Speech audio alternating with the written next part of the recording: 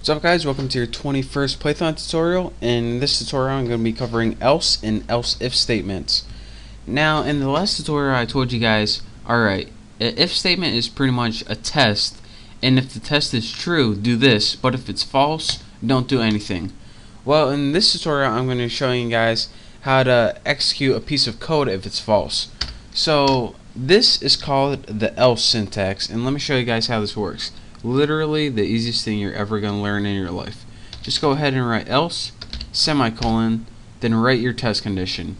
So in this test condition, if fish equals bass, we're going to write, this is a, might as well write bass right there. This is a bass, alright.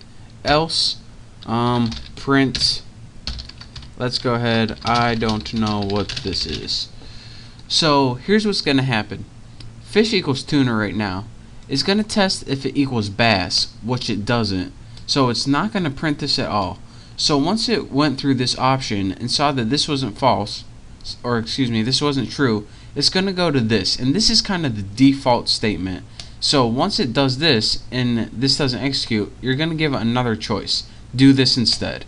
So this is pretty much, if this is true, do this, else do this instead. That's what else is short for. So let's go ahead and press F5, save it, run it, and see what we get. It's going to say, I don't know what this is. So this is from the last tutorial, don't mind that.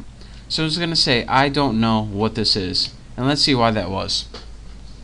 One more time, fish is equal to tuna. We test if it equals the bass right here. If it was equal to bass, it would print this. But it's not equal to bass, so by default it's going to print this. Now let's say you wanted a way to test if fish was equal to something besides bass or tuna or trout or salmon in a bunch of different ways. Well, instead of just having one choice and then a default, we can give it multiple choices. So to do this, you use something called the else if statement, and this is the second easiest thing you're ever about to learn. And the syntax for that is elif, and that's short for else if, but you have to type it like that. So what you do is, just like an if statement, you give it another test condition. So instead of saying bass, if fish is equal to salmon, well, not slamming, well, let's put slamming, why not?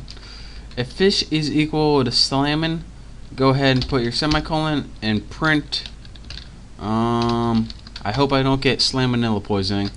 I hope I don't get salmonella poisoning.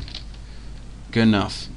So let's give it one more else if, just for fun. elif, if fish is equal to, might as well make this one true, tuna, put your colon.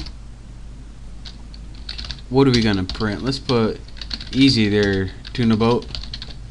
So here's what's gonna happen. We're going to test what fish is equal to, which is tuna.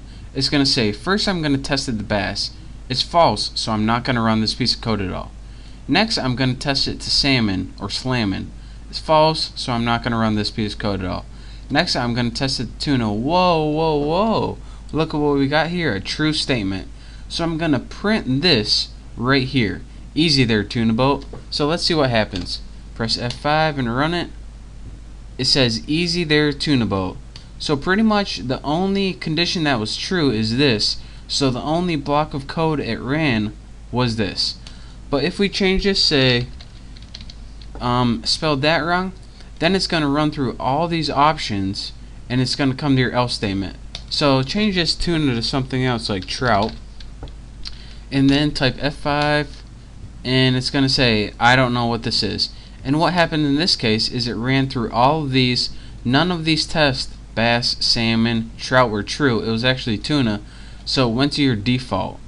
So again, this is your syntax for your else if, which is pretty much more ifs, and your else, which is pretty much is if all of this is false, then you're going to want to run this. So that is your quick $2 tutorial on the else statement and else if statements in Python. We're going to be using these a lot later on, so get used to it. Practice the syntax and practice the short program, And once you get good at it, you're ready to move on to my next tutorial. So thanks for watching. Don't forget to subscribe, and I'll see you then.